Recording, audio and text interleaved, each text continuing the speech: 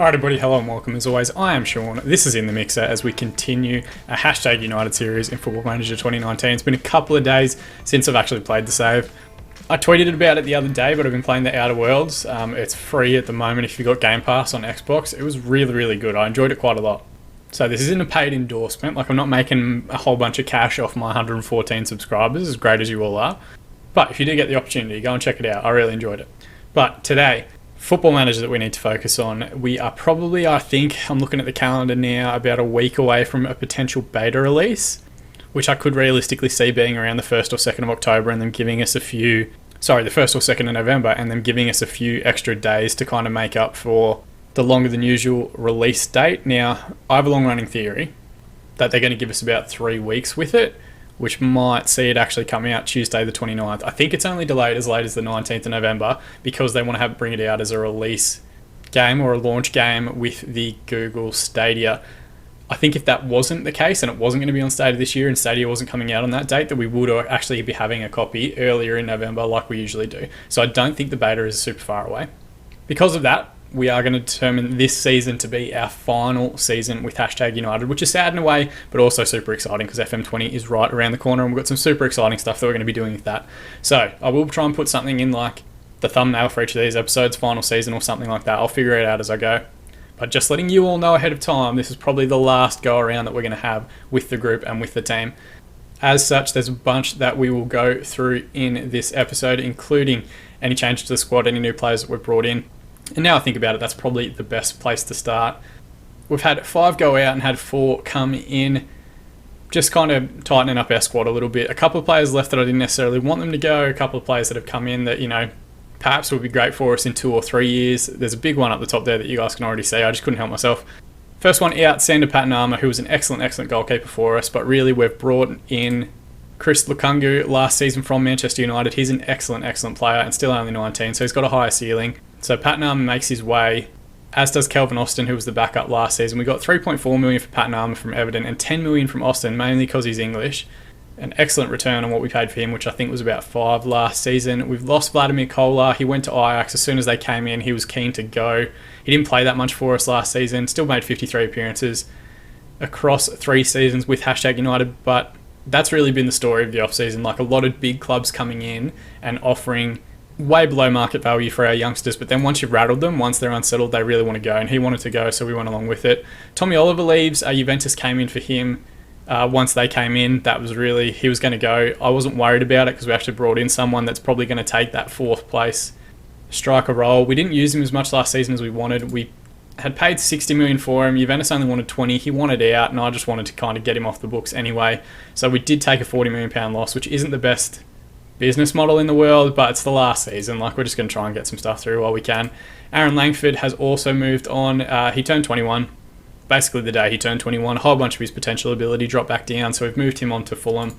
They paid $3.2 million for his service, so we did take another loss on him after paying 7.5 a few years ago. But that's fine, I'm not particularly worried about it. 37 appearances all up, 1 goal, 1 player of the match award, an excellent player for us, helping us stay in the division. But now we're looking a little bit higher. We're trying to get up amongst the, now European football spots and also challenge for a league title this year. The big one, the one at the top, 80 Holden, £122 million. I actually kind of didn't realise it was as much as that because it's one of those weird structured deals that I've done where we paid a little bit at the start, a lot over the next 3 years, and I actually didn't quite realise it was $122 million in total, but it looks super impressive. A right winger, a wonder kid, an absolutely phenomenal player. It looks like he's going to be still only 19 years old, captain under 20 level. Had an excellent under 20 World Cup, had an excellent European under 19 championship. A bunch of our squad is also in that group, so they kind of knew him and is familiar with him. When we brought him in, I'll explain why in a little bit, but he's going to be excellent for us from Tottenham. We brought in Kenneth Van Dam, which is actually a transfer we sorted out like a while back, but have been waiting for him to turn 18. 18-year-old Belgian wonder kid, complete forward, very comfortable in that role. Left-footed player, which I always love. Scored 20 goals in 49 appearances for Club Bruges as a youth player. We've signed him for 20 million, which is really not that much considering what he's already worth. Next one, Jeff Jordan. We probably paid a little bit over for Jeff Jordan because of that English tax. 17-year-old goalkeeper. He's likely going to be the backup for Lukungu. He'll come in when we need him, or we might give him a run out in some cup competitions, but he's got a very high ceiling as well, 5-star potential, which is great to see. And the last one, Gunther Borremans, we brought him in, another wonder kid. He's on loan from Liverpool, which is a little bit of a change in policy for the way that we usually do stuff. I brought him in for the same reason that I brought in 80 Holden, is that for a little while we had a team full of wonder kids, and we had a full 11 with wonder kid status. The sad thing is that Shriko Karpic has turned 21. He lost that status. Stephen Clark also turned 21, lost that status. So we did, for a brief moment in pre-season, have a full squad of wonder kids. At the moment, it's just the 12 that you can see here: George Sosa, Jeremy Berger, Nazim Akanovic, Eric Rapp, Paul Howe, Gunther Borremans, Chris Lukungu, Nen, Sigrist, Holden, Kwakwa and Van Dam. But still, I'm happy with the group. There's still a ton of potential here. There's a couple of players that are starting to hit their ceiling, the likes of Joe Carter. Like I mentioned, the guys that are turning 21, they're losing a little bit of that potential that they previously had. Guys like Finn Finch, Joe Laird, who are really just squad players, are now starting to hit their ceilings because they're not playing that much football. But for the guys that actually are playing quite a bit, they've still got tremendous potential, tremendous ability, and we'll continue to work them through the squad as the season goes on. Pre-season schedule has been excellent. We went on a tour of France during the off-season. We've been doing like China and the US and all those other big media markets as much as we can, but we were invited to go to France and got paid cash to actually go there. We beat Aston Villa in a friendly before that, a comfortable win. Then on tour, we drew with Troyes. It was our only draw of the season. Everything else has been wins and wins to 0, including beating Valencia, Porto, Monaco, Borussia Dortmund, and our most recent game against Juventus, a good 2-0 win. Some excellent performances in here, a tremendous amount of clean sheets. We've conceded 1 goal through pre-season, and really what I wanted was to kind of elevate some of the teams that we were playing in pre-season to give us a taste for European football. That group stage will be drawn pretty soon. We're going to play the 2 games in this episode at the start of the season, Chelsea away and Huddersfield. And then I think we're probably going to come back and do our Champions League matches in the next episode. So it might be a little bit more frequent that we come back this series, or this season, I should say. But again, trying to get through the series as quickly as possible, get to the end of it, and hopefully get another 5 episodes out this week to finish FM19 on a high. But more than enough talking from me. You guys have met the squad. We've got a couple of players out with injury. We've got a couple of players struggling for fitness. We are going to jump forward to the game against Chelsea now and go through both the lineups. Right, and just like that, we are a couple of hours ahead. Looking at Chelsea's lineup, it's pretty similar to the one that we've played the last few seasons. We know Bassar's a very good player. He's scored against us late before. Yeah, they paid a tremendous amount to get him across from PSG, 66 million in total. Still got Delight anchoring their defence, though he is now 33 years old. And they've also got Sevilla, who looks like an ex-Benfica, is that? Yeah, ex-Benfica goalkeeper who's been around quite a bit, 33-year-old Belgian. Gone through Napoli, Spartak Moscow, Liverpool, Wolves, now at Chelsea for the last few seasons. So still a good side, still a ton about them. We're going with Lukungu in goal, Berger and Rapp as the fullbacks, Kupic and Bradbrook as the central defensive partnership. Very familiar backline for those of you that have watched the most recent episodes.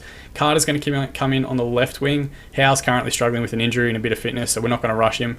Navarro will continue on the right-hand side, though. 80 Howe, our £122 million man, will jump on if needed. Kwakwa will anchor the midfield, still only 18 years old, which is absolutely crazy. Just developing nicely into a very good midfield playmaker, and Akanovic will play alongside him as the box-to-box. We're going to bring in Van Dam for his debut at home, his first competitive fixture for the club. Hopefully the one kid can deliver. He's very comfortable in that complete forward support role. And then our leading scorer and star player from last season is leading the line and also wearing the armband with George Sosa on the bench. Dressing room, we're just going to passionately say we owe Chelsea after what happened in our last match. I honestly can't remember what our last match was. I assume they beat us, and we'll tell the 2 up front that we have faith in them. João Felix, they've still got him, 33 years old. He's got a pulled groin. It's good that he's out because he's a quality player. He's definitely made the most of his potential in this save. Early highlight here. No, it's brought to an end. There you go. Curse the commentator again. As soon as I start talking about it, it disappears. They've got a throw in here, taken from the right-hand side. Paulo Marcello comes forward, back to Talio. Inside to Lozano, who we know is quite a good player. Carter recovers the ball well, looks for up the line, but there's no one there. Don't need both men to go to it. Long ball forward towards Yao. He knocks it down for Bassar, plays Marcello in, and a good strike, but Lukungu did very well. Oh no, he ends up being offside. So you can still see there's a danger. They're still a very good team, Chelsea. And even though we've improved quite a bit and had a good pre-season, we're going to have to be at our best to do well against them. Nen releases Van Dam. He's gotten him behind goal side. Can he find the finish? It's not a bad effort, but Sevilla did very well to push that one around the post. Short corner routine now. Navarro to take. Deep one across. He looks towards Bradbrook at the back post. It's going to come out to Baller, and the referee the referee. Referee had nothing to do with it. The highlight just ended. Short corner now to Carter. Deep one across. Going to come back out to Carter again, but Tallo's beaten him to the ball. Looks to release Marcello down the line. Berger should tidy up without any dramas. Lukungu, long ball forward. No one's going to challenge Delight. Or Delit. Okanovic gives the ball away in a bad area. Bassar now. Played out to Marcello, who's been all over these first few highlights. Squares the ball to Bala, and thankfully, that one is just wide of the far post. So definitely a danger. Geez, you can tell I haven't played the game in a couple of days. Like, I've got to get through my commentary again. I've got to get the information out to you guys as quickly as possible. They've got to throw in here. Ball back to Delit. All the way back to Sevilla. Rodriguez. That should have been our trigger to go and close down. Instead, they played it inside to Bamba. Back to Rodriguez again. Out wide to Paulo Marcello, who's been all across everything so far. He skips past one challenge. Plays it out left to but it's a heavy ball. Cross back in towards Lozano. He gets his header across, but it never really looked like it was going to trouble the goal. We immediately go to the goal kick now. Played forward to Bradbrook. Long ball forward towards Navarro. Can he go at his man here? He steps inside. He's got a square ball to Nen. There's one more square if we want it, but Nen takes an excellent touch around the man, and Sevilla does very well to push it past the far post. So end-to-end football in this one. Navarro now with the short corner to Carter. Needs a good ball into Okanovic front post, and his header was pretty much over from the time it hit his head. 30 minutes gone, we're going to use our demand more shout. Just try and get everyone focused through to half time. They've immediately got a highlight, which is disaster. It's a good free kick, but Berger's going to scramble it away. Corner now, Paulo Marcello to take. Bamba's in the area and Lozano's there, but he's well offside, so that one should be pulled back. It is. He's consulting with VAR and clear offside, no goal. They've brought it back, statistically speaking, in the last couple of minutes, and that does take us through to half time. So they've had 9 shots, 4 on target, 54% of the ball. We've had 9, 5 and 46. Very much an end-to-end game. Passionately, we're going to say we owe Chelsea. Let's just try that again. Let's assertively say you weren't that bad to everybody. See if we can pick up a few more players, motivate them a little bit. Most respond positively, and we're going to do what we always do, which is give 15 more minutes before we look at subs and changes. Lukungu now, short ball to Kupic. Played forward to Berger. Long ball across. Nen's in the area. If he can get to the ball first, he does. Rounds the keeper. Finds the finish. First goal of the season for him. An excellent assist from Jeremy Berger. And we go a goal to the good early on in the second half. We have something to defend now. It's a weird highlight camera. Berger, long ball across. Nen. He's going to come towards it. Just takes the touch around the keeper. Gives himself more of an angle to shoot at and smacks that one home. Just found that little pocket of space in behind. And our leading scorer from last season has moved back into the scoring ranks, I guess. I wanted to say the winner's circle, but there's not really a scoring circle. Rodriguez now. It's headed away. Okanovic recovers. Forward to the goal scorer Nen. Looks to go past Delit. It's a good tackle, but it's going to come to Navarro. We've got 2 men forward if we can find him. Nen now. Inside to Van Dam. Can he find the finish on his debut? The first goal of the season for the young man. I don't think he's any relation to Jean-Claude, but hopefully it's the first of many, many goals that we see for him. It's a good play here from Navarro. Makes the defender commit. Plays it inside to Nen. Nen with good vision just weighs that one into the angle. Kenneth Van Dam on his wrong foot. Side netting. Excellent way to mark your debut. And peels away to the corner flag, Tim Cahill style. Alright, we're through 60 minutes, so let's just have a look at some of these yellow cards is the main thing that I'm concerned about.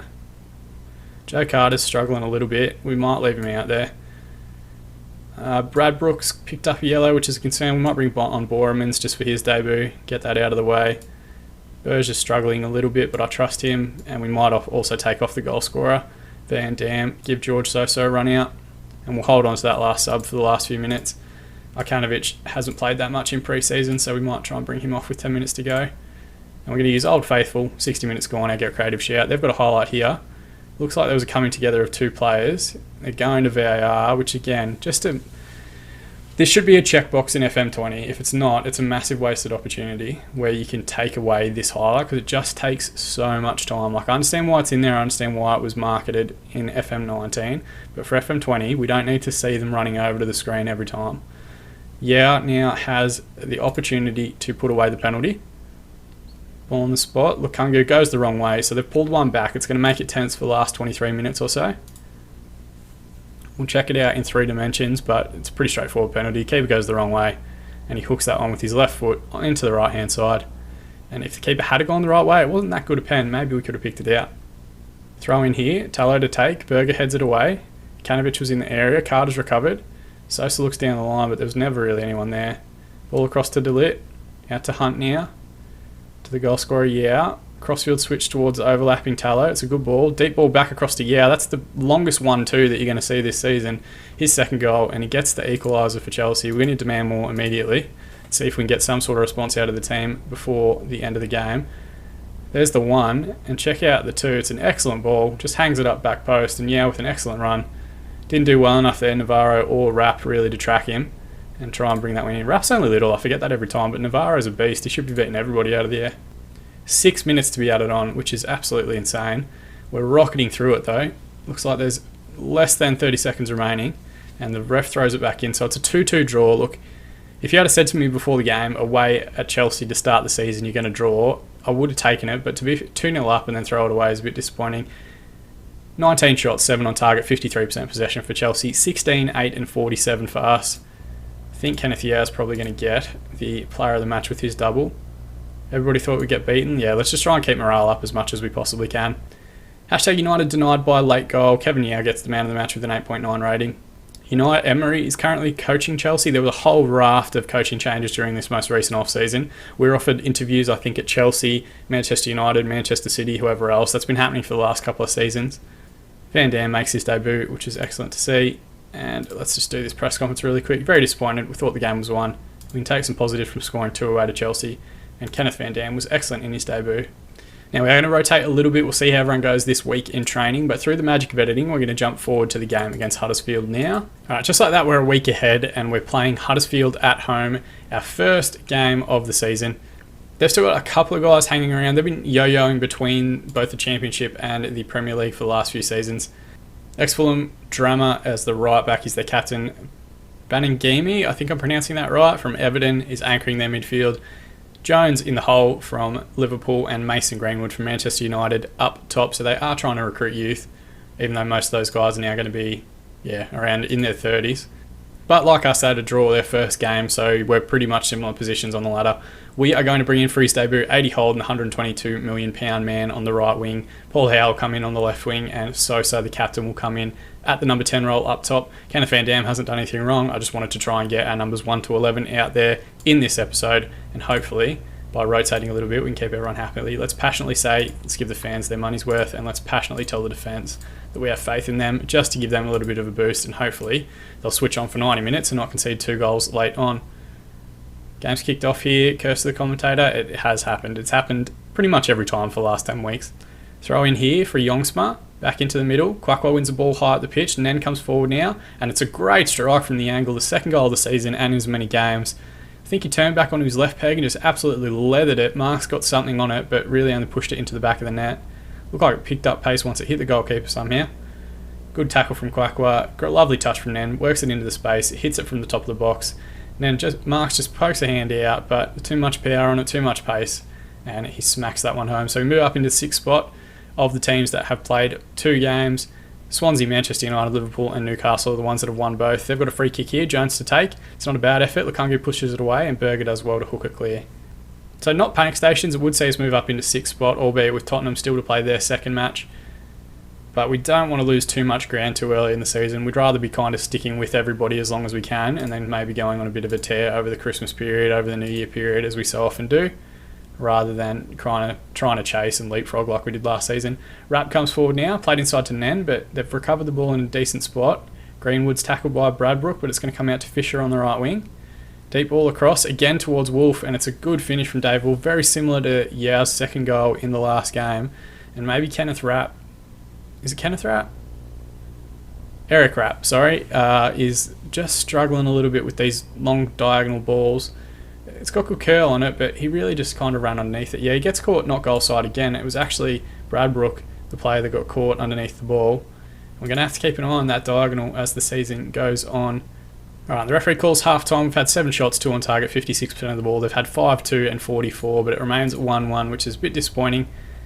Look at the half-time ratings. There's a couple here. Sosa and Howe haven't played that well, which isn't great. Berger struggled as well. Passionately, we're going to say we've been the better team, and that seems to have done well. A couple have responded motivated. Let's tell the 2 up top, you weren't that bad, but you can improve, and hopefully we get an improved performance out of Sosa. But we do still have 2 wonder kids in Sigris and Van Dam on the bench that we can bring on if we need to. Here we go. Kanovich with a corner. Played short to Holden. In now, deep cross, but Marks comes out and claims it well. Is that going to be the end of the highlight, or is there more to it? He's only got one man forward. He hasn't really got much on long. It's towards Jones now. He does well to bring it down, but Bradbrook tidies up. Across to Kupic. Long ball over the top for Sosa to chase. It's a man square if he can find him. Finds Nen now. It's an excellent combination from the two up front. His third goal of the season and third in 2 games. Sosa did very well to chase that one into the 18-yard box. The keeper probably should have come out. It's just a long ball forward from Kupic. It's very basic, but sometimes it's good to be a basic pitch. Squares it up to Nen, and it's an excellent finish on his right. If he just gets that header, he's got the perfect hat-trick in the first home game of the season.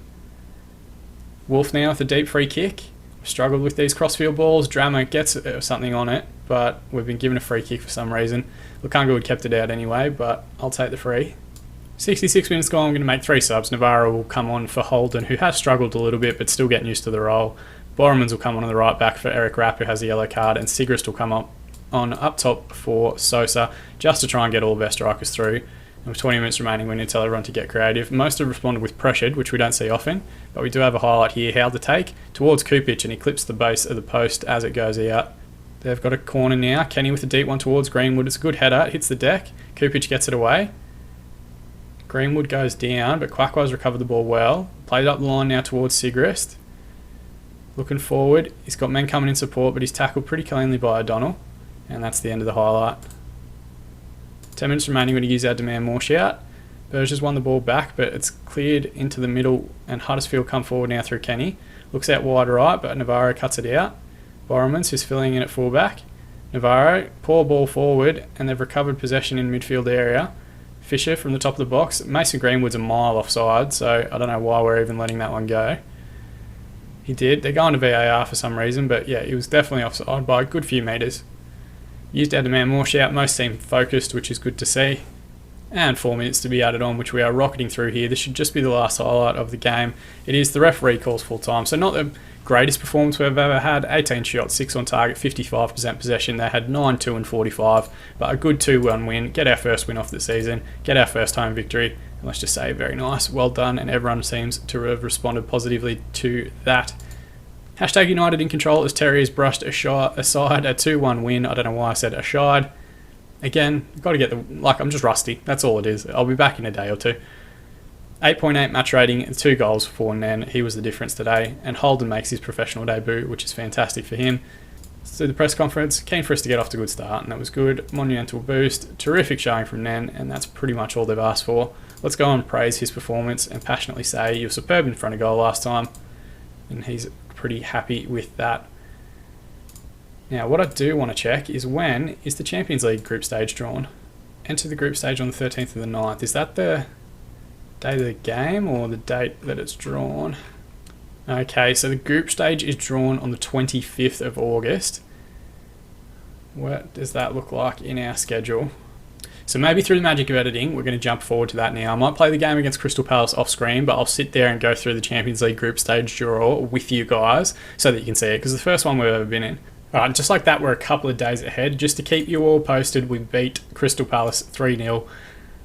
Scoreline flattered us a little bit. It was an own goal that had us ahead for ages, but this game was a bit of a battle. It was only late on that Paul Howe and then scored twice to kind of push out the lead a little bit. We were briefly on top of the league because we played that game on the Friday night, but Tottenham and Liverpool both won their games and leapfrogged us back, so we currently sit in 3rd position. But what we want to focus on here is the draw for the first ever, not the first ever, there's been many, many Champions Leagues, but our first time in the Champions League. Just looking at the past winners real quick. Bayern Munich have won the last 2, Man City have won 2 of the last 5, AC Milan brought one back, Manchester United, PSG finally broke their duck, they've won it twice, Tottenham won it one time, still no Arsenal, but Napoli won it as well, so it's been an interesting last 10 years, but hopefully we can do well in the competition. The game's going to be played in Ukraine, so hopefully in the future of 2033 they've gotten over all of their issues relating to racism and whatever else at their matches. We're going to go with automatic draw, and we're going to live react to it as it goes through, because live reacts, we've never really done one. Might as well. Manchester City are in Group A, Arsenal are in Group B, Bayern Munich are in Group C, Porto are in Group D, Napoli are in Group E, PSG. Let's just stop the automatic there. What pool are we in? So the first seeds, Real Madrid and Tottenham, one of them is going to be in G and H. Second seeds were not in that group either. Third seeds were not in that group either. Fourth seeds were all the way down the bottom there because our UEFA coefficient is pretty much non-existent, 0.000. I guess it's weird. Usually a team would come through the Europa League before they get to Champions League football, but, you know, that's where we're at as a club. So we're going to be right down the bottom. We are going to have to play at least one of these kind of giants. Hopefully it's not one from our own division, just to make it a little bit more interesting. Sevilla's gone into Pot A, AC Milan, Manchester United are in Bayern Munich's group, Barcelona's in with Porto in Group D, Monaco in Group E, Bayern in Group F, Group G, Atletico, Group H has got Juventus, so some massive, massive fixtures there. Lazio's gone in as the third pot teams, Lyon, Rapid Vienna, Spartak Moscow into Group D, Sporting Lisbon into Group E, Group F has Shakhtar Donetsk, Group G's got FC Red Bull Salzburg, and Group H has Ajax. Here we go, the fourth seeds. Which one are we going to get put into? Celtic has gone into Group A, Hoffenheim's gone into Group B, Midtjylland's gone into Group C from Denmark. We've gone into Group D, so we're going to be playing Porto, Barcelona, and Spartak Moscow. Fenerbahce, Sion, Werder Bremen, and Ghent are the final teams. There are some massive, massive fixtures in this Champions League draw. Group A has Manchester City, Sevilla, Lazio, and Celtic. Some massive, massive games there. Group B's got Arsenal, AC Milan, Hoffenheim, and Lyon. So some huge, huge ones. You'd expect Arsenal, Milan, and Lyon to be the ones competing to go through. Bayern Munich, Manchester United, Rapid Vienna, and Midtjylland. Not a bad group. That's pretty straightforward. One of Manchester United or Bayern Munich should win that group comfortably. And in our group, Barcelona, of course, at the top there, FC Porto, coming through as champions of Portugal, Spartak Moscow, and of course ourselves. Massive battle. It's going to be uphill, but it's going to be enjoyable. We're going to get to play Barcelona in the series, which is phenomenal. Group B's got Monaco, Napoli, Lisbon, and Fenerbahce. It's a little bit more even, though Monaco, I'm sure, have some phenomenal youth coming through. PSG, Bayer Leverkusen, Shakhtar Donetsk, and Sion in Group F. Should be straightforward. You'd expect PSG to go through. Maybe Bayer and Donetsk as the two that will challenge for second spot. Tottenham, Atletico Madrid, Werder Bremen, and Red Bull Salzburg. You would think Atletico Madrid and Tottenham should get through relatively straightforward, but Salzburg have a really good youth intake and youth system in this game. Real Madrid, Juventus, Ajax, and Ghent in the final group. You'd think Juventus and Real Madrid will go toe-to-toe for the top spot in that one, but some very interesting fixtures that are going to be played up, which means our next episode is going to come back. We have to jump forward to actually see it. Here we go. Group stage is drawn, and we're handed a tough group with trips to Barcelona and FC Porto. So it does mean we're going to come back in a couple of games and play Barcelona at home in our first Champions League tie, which is a phenomenal way to kick off Champions League football at the club. So if you want to help celebrate that really tough draw and the next episode, throw a like on the video. You can subscribe to the channel if you want to be kept up to date on future videos as they're released, or you can follow _FM on Twitter to see all of our engagement with the FM community and everything great that comes along with that. But more than anything, I just appreciate you guys watching. I've been Sean, this has been In The Mixer, and don't you ever forget, especially now, this is a Champions League branded one, to hashtag it.